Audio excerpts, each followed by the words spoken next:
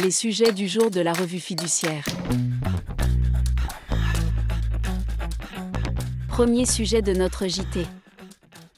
Taxes sur les métaux et objets précieux. Les cessions et les exportations de métaux précieux, bijoux ou objets d'art, de collection ou d'antiquité sont soumises à une taxe forfaitaire supportée par le vendeur. Les bijoux soumis à cette taxe s'entendent des objets ouvragés, précieux par la matière ou par le travail, destinés à être portés à titre de parure. Il a été jugé que, même si elles ne comportent pas de perles, de pierres précieuses ou de diamants, des montres précieuses par le travail d'horlogerie requis sont susceptibles d'être soumises à cette taxe. Deuxième sujet de notre JT. Dysfonctionnement du guichet unique des formalités des entreprises. Depuis son lancement le 1er janvier 2023, le guichet unique connaît de graves difficultés de fonctionnement qui ont justifié le déclenchement d'une procédure de secours pour les formalités de modification et de radiation.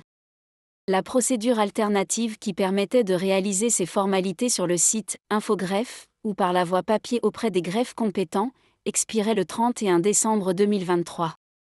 Mais, au vu de la persistance des dysfonctionnements en fin d'année 2023, une procédure de secours a été maintenue pour l'année 2024.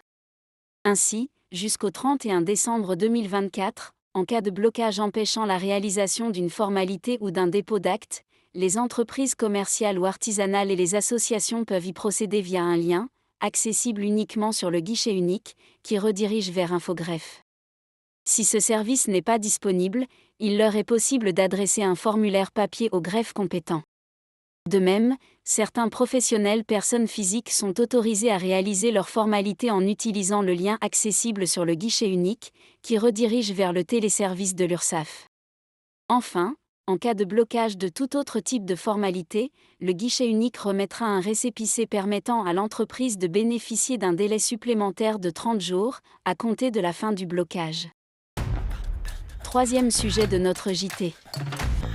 Hausse du SMIC au 1er janvier 2024.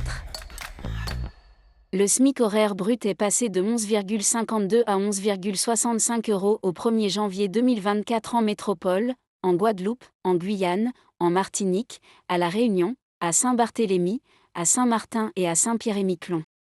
Soit une hausse de 1,13% par rapport à la précédente revalorisation, intervenue en mai 2023, plus 3,4% sur un an. Cette augmentation correspond à l'application mécanique des règles prévues par le Code du travail, sans coup de pouce du gouvernement. Le SMIC mensuel brut d'un salarié mensualisé s'établit donc à 1 766,92 € pour un salarié soumis à une durée collective du travail de 35 heures hebdomadaires.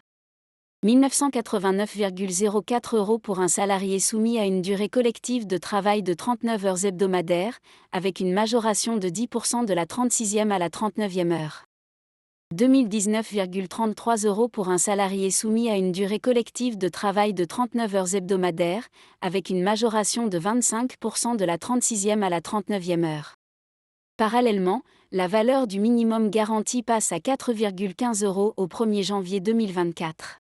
En matière de cotisation, ce paramètre sert encore de référence pour l'évaluation de l'avantage en nature repas dans les hôtels cafés-restaurants.